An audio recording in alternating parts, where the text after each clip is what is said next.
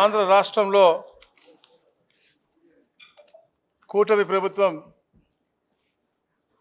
ప్రజా సంక్షేమం, సుపరిపాలన, ఏదో ప్రజలు పెట్టిన నమ్మకం మళ్ళా మేము జిఎస్ఎల్ మెడికల్ ఇన్స్టిట్యూషన్స్ మరియు కిమ్యూ ఇంటర్నేషనల్ యూనివర్సిటీ భాగస్వామ్యంతో ఇండియన్ అలైన్డ్ ఎంబీబీఎస్ కోర్స్ అడ్మిషన్లు అందిస్తోంది నియో. రుణం తీర్చుకునే తీరు దీనిపైన ఒక కార్యక్రమం పెట్టుకుని ప్రతి ఇంటికి కూడా మా నాయకులు, మా కార్యకర్తలు అందరూ కూడా ప్రతి గడపను కూడా తొక్కుతూ వారికి ఉన్న సమస్యలు, వారికి చేసేటువంటి ప్రామిసెస్ నెరవేర్చిన తీరు, అలాగే వాళ్ళకి ఇంకా సమస్యలు ఏమైనా ఉంటే సత్వరంగా పూర్తి చేసే విధంగా ఏదైతే ప్రణాళిక వేసుకుంటా ఉన్నామో ఈ కూటమి ప్రభుత్వం. ఎందుకంటే సంక్షేమ అభివృద్ధి రెండు కళ్ళుగా భావిస్తూ ఉంటాం. అలాగే మొన్న ఇచ్చిన మ్యాండేట్ ఏదైతే ఉందో చరిత్రలో ఎప్పుడూ లేని విధంగా 93% మ్యాండేట్తో 164 సీట్స్ ఇచ్చారు కూటమి ప్రభుత్వానికి. బాధ్యత ఇంకా పెంచారు కాబట్టి క్షేత్రస్థాయిలో ఉన్న అన్ని ఇబ్బందులు తెలుసుకుని అన్నీ కూడా పరిష్కరించి సుపరిపాలన లక్ష్యంతోనే ఈ కార్యక్రమం చేస్తూ ఉన్నాం. ఈ 2 సంవత్సరాలు చేసిన అభివృద్ధి కార్యక్రమాలు అన్నీ కూడా ప్రతి ఇంటికి తెలియజేస్తాను. ముఖ్యంగా తిరుపతి జిల్లాలో ఏదైతే మా డైనమిక్ నాయకులు, అధికారులు ఉన్నారో వాళ్ళందరి సహకారంతో, ప్రోత్సాహంతో బ్రహ్మాండంగా ఈ తిరుపతి జిల్లాని అన్ని రంగాల్లో, అటు టూరిజం రంగం అవ్వచ్చు, ఇటు ఇండస్ట్రీస్ రంగం అవ్వచ్చు, అలాగే మీకు నేషనల్ హైవేస్ కనెక్టివిటీ అవ్వచ్చు, మీకు ఏ రంగం తీసుకుంటే ఆ రంగంలో మనం చూస్తూ ఉన్నాం. శ్రీ సిటీ ఒకవైపు అభివృద్ధి వైపు పరుగులు తీస్తూ ఉంది. ఇది టెంపుల్ టూరిజం సర్క్యూట్గా పెట్టుకుని మనం ఈ తిరుపతిలో ఎన్నో అభివృద్ధి కార్యక్రమాలు చేసుకునే దిశగా మనం అడుగులు ముందుకు వేస్తూ ఉన్నాం. ముఖ్యంగా ఏదైతే ఎంక్రోచ్మెంట్స్ ఉండినాయో హైకోర్టు మన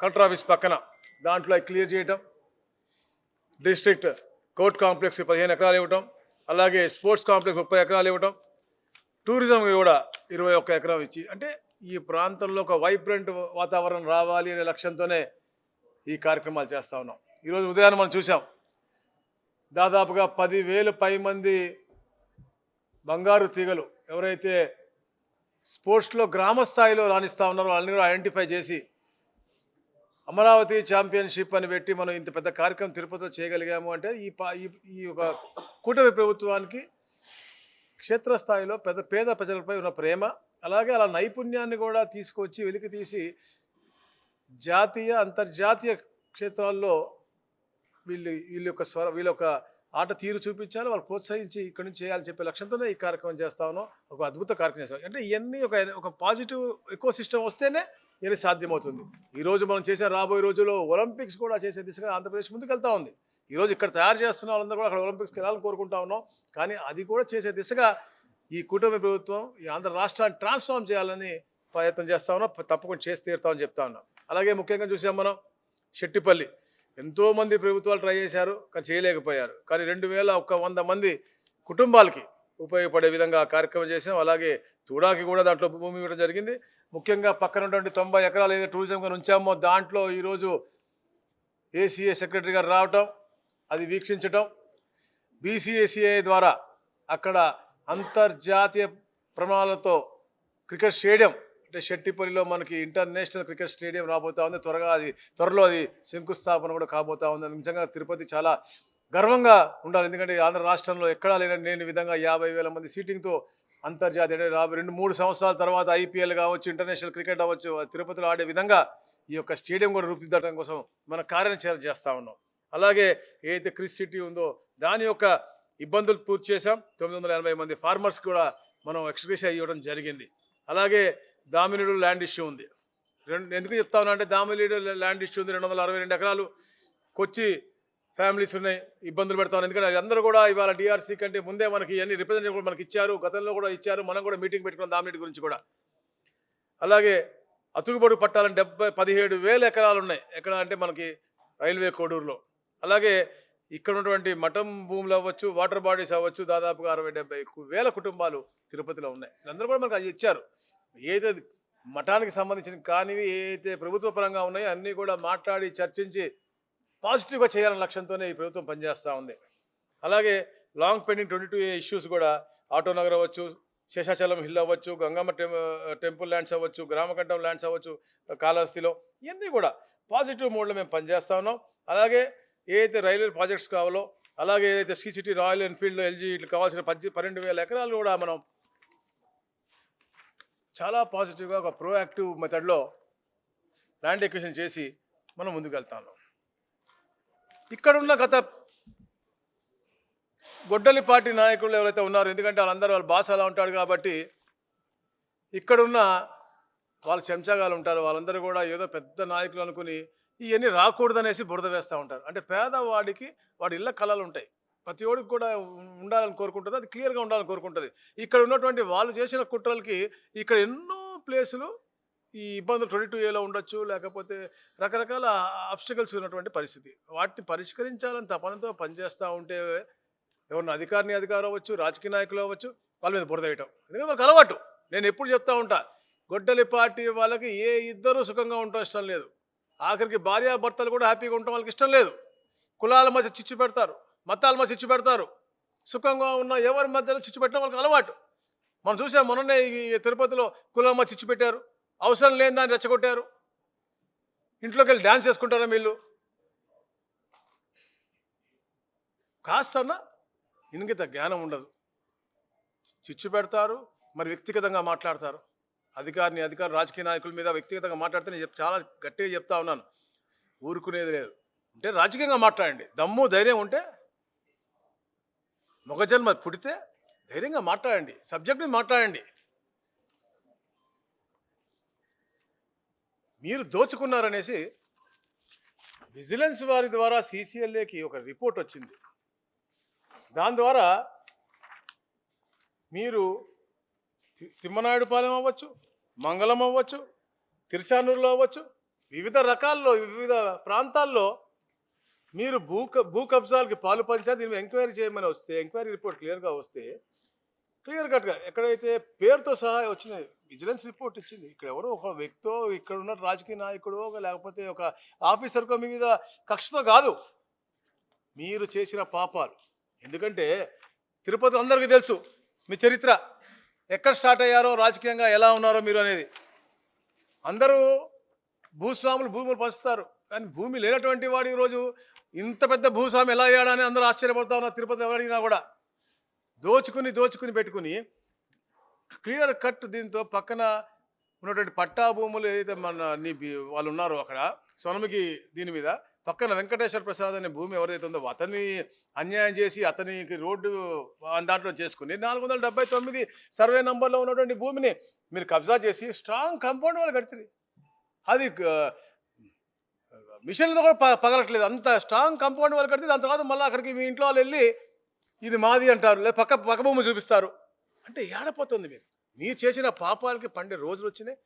తప్పకుండా ఎవరైతే తప్పు చేశారో తప్పకుండా, అంతేగాని ఎక్కడ కూడా మీరు వ్యక్తిగతంగా మా అధికారులను కానీ, మా రాజకీయ నాయకుల్ని కానీ, ప్రజాప్రతినిధులను కానీ, మా కుటుంబ ప్రభుత్వం ఎవరన్నా కూడా ఒప్పుకునేది లేదు. మీరు మారారు. ఒకప్పుడు మీరు RSS అన్నారు, తర్వాత మేము సోషల్ పార్టీ లాగా ఉంటాం మేము అని చెప్పేసారు, తర్వాత మేము కమ్యూనిస్ట్ అన్నారు, తర్వాత మేము రౌడీ, మా రాజారెడ్డి రాజ్యాంగం అన్నారు. దాని తర్వాత చూస్తే మీరు పెద్ద లీడర్గా అని గొడ్డల పార్టీ అధినేత దగ్గర తిరిగారు. ఇట్లా మారుకుంటూ వచ్చారు. ఫస్ట్ టైం మీరు నాస్తికులు అన్నారు, పదవి రాగా నాస్తికులు అన్నారు, మళ్ళీ ఏమన్నారు, అన్నమయ్య మారలేదా, వాళ్ళు మారలేదా, వీళ్ళు మారలేదా అన్నారు. ఈరోజు తిరుమలలో బ్రహ్మాండంగా ప్రజలు 85,000 మంది దాదాపుగా ప్రతిరోజు దర్శించుకుని వెళ్తూ ఉన్నారు. మీరు మళ్ళీ ఇప్పుడు చైర్మన్ మీదనో లేదా ఇంకోళ్ళ మీద బురదేస్తూ ఉంటారు. అంటే ఈ ప్రాంతం సుభిక్షంగా ఉండకూడదా అని అడుగుతా ఉన్నాను. చరిత్రలో ఎప్పుడూ లేని విధంగా బ్రహ్మోత్సవాలు, అన్ని ఉత్సవాలు బ్రహ్మాండం జరుగుతాయి తిరుమలలో. ఆ యొక్క వైపు తిరుపతికి ఉంటుంది ఎప్పుడు కూడా. తిరుపతి సుభిక్షంగా ఉండాలనే విషయంగా మా కుటుంబం ప్రభుత్వం ఎప్పుడు ప్రయత్నం చేస్తూ ఉంటే తప్పకుండా చేసి తీరుతాం. మీ లాంటి వారు ఎంతమంది వచ్చినా కూడా తిరుపతి ప్రజలకు ఏమైనా హాని జరుగుతూ ఉంది అంటే ఎట్టి బస్సులో ఒప్పుకోం. మీరు ఏదో కాక 6 ఎమ్మెల్యే అయ్యారు. చిరంజీవి గారు రాజీనామా చేసినప్పుడు 6 ఎమ్మెల్యే అయ్యారు ఇక్కడ. తర్వాత మీరు ఎలా ఇక్కడ ఉన్నటువంటి మా వెంకటరమణ గారితో ఎలా మీరు బిహేవ్ చేసి ఏం చేసి ఎలా అయ్యారో అందరికి తెలుసు. తెలియంది కాదు, తిరుపతి ప్రజలకు తెలియంది కాదు, అందరికీ తెలుసు. అప్పుడు చేశారేమో రౌడీజం. ఈరోజు రౌడీజం అని చెప్పి మీరు పేరు ఎత్తిన, అభివృద్ధికి ఆటంకం కలిగిన, నేను చెప్పేది మీరు ఏదో మాట్లాడేటప్పుడు ఏదో పెద్ద మీరు సూక్తులు చెప్పినట్టు చెప్తారు. చేసేయన్ని రౌడీజాలు ప్రేరేపించడం, బ్లేడ్ బ్యాచ్ల్ని గంజా బ్యాచ్ల్ని పోషించడం, హింసలు చేయటం, కబ్జాలు చేయటం. తప్పకుండా మీరు చేసిన ప్రతి ఒక్క పాపానికి కూడా మీరు శిక్షార్హులు. అలాగే ముఖ్యంగా వెనకబడిన వర్గానికి చెందినటువంటి అధికారి చాలా కష్టపడి ఐఏఎస్ ఆఫీసర్ అయ్యారు. ప్రజా ఆదరణ పొందినటువంటి ఐపీఎస్ అధికారి, మంచి అధికారి, బ్రహ్మాండ పరిపాలన ఇస్తూ ఉంటే వాళ్ళని ధైర్యం వాళ్ళని కోల్పోయే విధంగా, వారికి సామాన్య ప్రజలకు హితం చేసే పని చేయకుండా ఉండే విధంగా నువ్వు వాళ్ళ మీద కుట్రలు పని. అంటే వాళ్ళ ఇంట్లో ఫంక్షన్ అయితే అంటే ఎవరు వెళ్ళకూడదా? ఎవరు వెళ్ళరా? మీరు ఎప్పుడు వెళ్ళలేదని మీరు చేశారు, ఎమ్మెల్యే చేశారుగా. మీరు ఎప్పుడు ఎవరు ఆఫీసర్ ఇంట్లో ఫంక్షన్కి వెళ్ళలేదా? దాన్ని కూడా నేను అదే చెప్తాను. ఈరోజు నేను ప్రెస్ మీట్ మాడతారు, రేపు ఏదో వ్యక్తిగతంగా మాడతారు. నేను చాలా గట్టిగా చెప్తాను మీకు, ఇంకొకసారి మా మీద కానీ ఎవరి మీద కానీ వ్యక్తిగతంగా మాట్లాడితే చాలా పరిస్థితులు చాలా దారుణంగా ఉంటాయి. ఇట్స్ నేను హెచ్చరిస్తూ ఉన్నాను.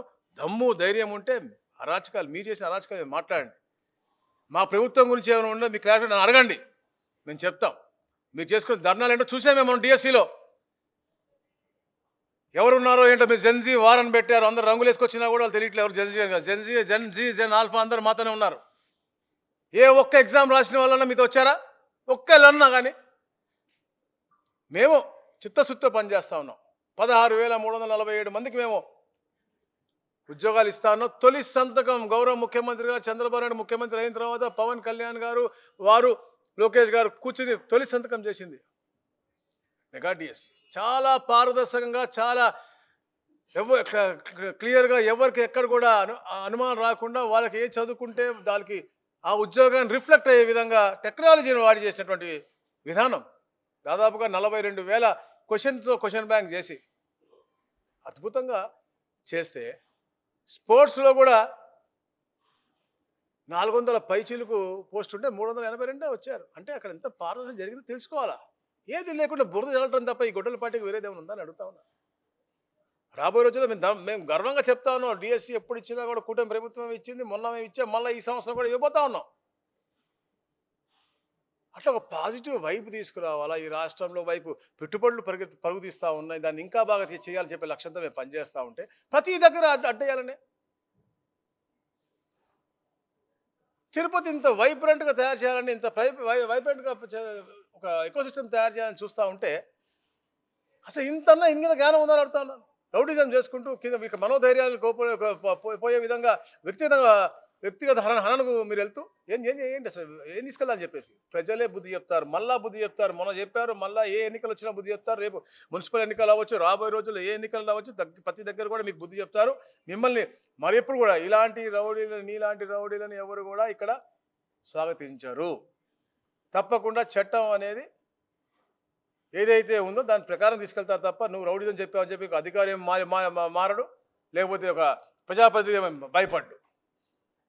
నువ్వు చేసినటువంటి దొంగ పనులు, నువ్వు చేసినటువంటి దోపిడీ పనులు, నువ్వు చేసినటువంటి అరాచకాలన్నీ బయటకు వచ్చి ఈరోజు అన్నీ చూపిస్తూ ఉంటే ఎక్కడెక్కడ ఉన్నాయో, ఇక్కడే కాదు పక్క జిల్లాల్లో కూడా చేసేటువంటి ఉంటాయి, అన్నీ కూడా ఎంక్వైరీ అవుతూ ఉన్నాయి. విజిలెన్స్ రిపోర్ట్లు వస్తూ ఉన్నాయి, సిట్ రిపోర్ట్లు వస్తూ ఉన్నాయి. ఉంటే దాన్ని వాళ్ళు మళ్ళీ అధికారులను భయపెట్టాలని, వాళ్ళు మానసికంగా కుంగదీయాలనే విధంగా ఇలాంటి కుట్రలు పనితే ఎట్టి పరిస్థితుల్లో మేము క్షమించాం. తప్పకుండా ఎలాగైతే ఈ రాష్ట్రం అంతా కూడా పరిపాలన వికేంద్రీకరణ జరుగుతుందో, ఎలా అయితే రాష్ట్రం అంతా అభివృద్ధి వికేంద్రీకరణ జరుగుతూ ఉందో, రాష్ట్రం అంతటా నలుమూలలా కూడా అన్ని వివిధ రంగాల్లో రాణిస్తూ ఉందో, ముందుకెళ్తూ ఉన్నామో, విశాఖపట్నం ఒకలాగా మనకి అమరావతి ఒక జోన్ కింద, తిరుపతి ఒక జోన్గా అవుతా ఉందో, తిరుపతి కూడా అగ్రస్థానంలో ఈ రాష్ట్రంలో ఎప్పుడు కూడా ఉండే దిశగా ఈ తిరుపతి జిల్లాని తయారు చేయడానికి ఇక్కడ ఉన్నటువంటి అందరూ కూడా సమిష్టిగా పనిచేస్తాం. తప్పకుండా ఆ దిశగా మేము తీసుకెళ్తాం. ఒక పాజిటివ్ వాతావరణం వెళ్తుంది ఈ కూటమి ప్రభుత్వం. మనం చూసాం, మన భోగాపురం ఎయిర్పోర్ట్ అద్భుతంగా ఆ ప్రాంత కళలకు రెక్కలు వచ్చినట్టుగా మనం చేసాం. అలాంటి కార్యక్రమం రేపు వెలుగొండ చేయబోతా ఉన్నాం 7 రోజుల 31వ తారీఖున. అదొక చరిత్ర 96లో స్టార్ట్ చేశారు. తర్వాత ఇన్ని గవర్నమెంట్లు మారినా కూడా ఎవరు పూర్తి చేయలేకపోయారు. 14-19లో మనం చేస్తే దాని వరకు మళ్ళీ 1 కిలోమీటర్ కూడా చేయలేనటువంటి పరిస్థితి 19-24లో. మళ్ళీ 31వ తారీఖున అంకితం చేయబోతా ఉన్నాం ప్రజలకి గౌరవ ముఖ్యమంత్రి గారు. ఇట్లా పాజిటివ్ ప్రతి నెల 2 పాజిటివ్ కార్యక్రమాలు చేసుకుంటూ పోతా ఉన్నాం. ఈరోజే మా సోదరులందరూ కూడా చూశారు ఇవాళ ఈవెంట్స్ రెండు కూడా. స్పోర్ట్స్ ఈవెంట్ కూడా it's mega event. Asian book of రికార్డ్స్లో మనకు ఎంటర్ అయింది ఈ రోజున. 2 లక్షల పైచీలకు మంది దాంట్లో పార్టిసిపేట్ చేశారు. ఈ రోజు ఇక్కడికి 10,000 పైచీలకు సెలెక్టెడ్ పీపుల్ వచ్చారు. రాష్ట్రంలో క్రీడలు కూడా ప్రోత్సహించాలని చెప్పే లక్ష్యంతో ఇక్కడ మన స్పోర్ట్స్ కాంప్లెక్స్ కడతా ఉన్నాం. ఏదైతే అమరావతి విశాఖపట్నంలో కడతా ఉన్నారో ఇక్కడ కూడా మనం కట్టబోతాం, తిరుపతిలో కూడా కట్టబోతా ఉన్నాం. ఇట్లాంటి మంచి మంచి టూరిజం కార్యక్రమాలు కానీ, స్పోర్ట్స్ కార్యక్రమాలు కానీ, అలాగే జ్యుడిషియరీ కార్యక్రమాలు కానీ, అలాగే మనకి ఏదైతే డ్రోన్ సిటీసు మనకి రకరకాల డెవలప్మెంట్ శ్రీ సిటీ వైపు కానీ ఈ నాయుడుపేట వైపు వస్తున్నాయి. అన్నీ కూడా ఒక ఫ్యూచర్లో ఉపాధి కల్పించాలని లక్ష్యంతో ఒక విద్యావంతుడు ఎడ్యుకేషన్ మినిస్టర్ అయితే ఎలాగైతే మనకి విద్యలో ఇన్ని సంస్కరణలు తీసుకొచ్చారు, విప్లవాత్మక మార్పులు తీసుకొచ్చారో, అలాగే మన గౌరవ ముఖ్యమంత్రి గారు వీళ్ళిద్దరూ కలిసి పెట్టుబడుల కోసం ప్రతి ఫ్యాక్టరీకి ప్రతి దేశానికి తిరిగి ఆకర్షించుకుంటూ ఈ రాష్ట్రంలో దాదాపుగా 22 లక్షల కోట్ల రూపాయల పెట్టుబడులు తీసుకొచ్చారు. అవన్నీ కూడా క్షేత్రస్థాయిలో అమలయ్యి ఉద్యోగ అవకాశాలు కలపడానికి ఇంకో 2 సంవత్సరం పడుతుంది. అప్పటి నుంచి మన పిల్లలకి మన భావితరాలు, ఎందుకంటే మన అందరం కష్టపడి మన భావితరాల కోసమే, వాళ్ళందరికీ మంచి ఉపాధి కల్పన కోసమే. అవన్నీ సాధికారం అవుతున్న తరుణంలో ఈ గొడ్డలిపాటి నాయకులు ఇలా బురద జల్లుతూ ఉన్నారు. అది తప్పు అని చెప్తా ఉన్నాను. ప్రజలు చూస్తా ఉన్నారు, ప్రజలకు తెలుసు. డిఎస్సి మీద ఇంత చెప్పాను నేను, రాజీనామా చేయాలి. రాజీనామా ఎందుకు చేయాలండి? నేను మళ్ళీ అడుగుతా ఉన్నాను, ఎందుకు చేయాలని రాజీనామా? 16,000 ఉద్యోగాలు ఇచ్చినందుక, ఒక విప్లవాత్మకమైన మార్పులు తీసుకొచ్చినందుక, మధ్యాహ్న భోజనం పెట్టి డొక్కా సీతమ్మ గారి పేరు పెట్టినందుక, లేదా సర్వేపల్లి రాధాకృష్ణ కిట్స్ ఇచ్చినందుక, లేకపోతే బ్యాగ్లెస్ డే అని చెప్పేసి సాటర్డే బ్యాగ్లెస్ డే పెట్టి ఒక మంచి పాజిటివ్ వాతావరణం తీసుకురావడానికి దానికా? ఇన్ని లక్షల పెట్టుబడులు తీసుకురావడానికి వాళ్ళ తండ్రి గారికి అలాగే పవన్ కళ్యాణ్ గారికి తోడ్పడి ఈ రాష్ట్రాన్ని అగ్రస్థానం తీసుకెళ్తున్నందుక? దేనికంటే ఊరికనే బురద వేయడం కాదు. దమ్ము ధైర్యం ఉంటే మీరు చేసిన అరాచకాలకి, మేము చేసిన అభివృద్ధికి మనం మాట్లాడుకుందాం హెల్దీగా. దమ్ము రండి అసెంబ్లీకి. రాకుండా మాకు ప్రతిపక్ష హోదా, ఇంకొక ఇంపార్టెంట్ థింగ్ చెప్తా ఉన్నా, మీరు చూడాలి. ప్రతిపక్ష హోదా అని మనం 11 సార్లు చెప్పాడు, 11 సీట్లు అయినా.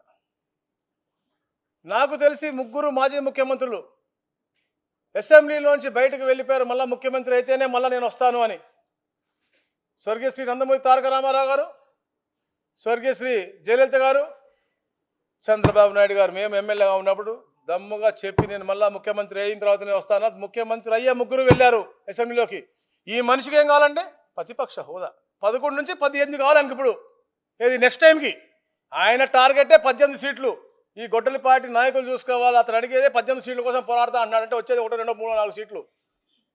మనం 175 కానీ టార్గెట్ చేయట్లేదు. ఇది టార్గెటింగ్ ఫర్ 18 సీట్స్ ప్రతిపక్ష హోదా కోసం. సో ప్రతిపక్ష హోదా వస్తాడు. సో నెక్స్ట్ టైంకి ప్రతిపక్ష హోదా కోసం ట్రై చేస్తున్నాడు. వస్తే అప్పుడు వస్తానని చెప్తాను 2029కి. సో మీరు అతను నమ్ముకుంటే అట్లా సంకనాగిపోతారు. మీరు అభివృద్ధి వైపు ఉండండి. ఈ రాష్ట్ర సుభిక్షంగా ఉంది. ఈ రాజకీయంలో ఉన్న మంచి నాయకుల్ని మీరు ఆశీర్వదించండి. అధికారులు కూడా గౌరవించండి. అందరం కూడా సుభిక్షంగా ఉందని చెప్పేసి తెలియజేసుకుంటా ఉన్నాం.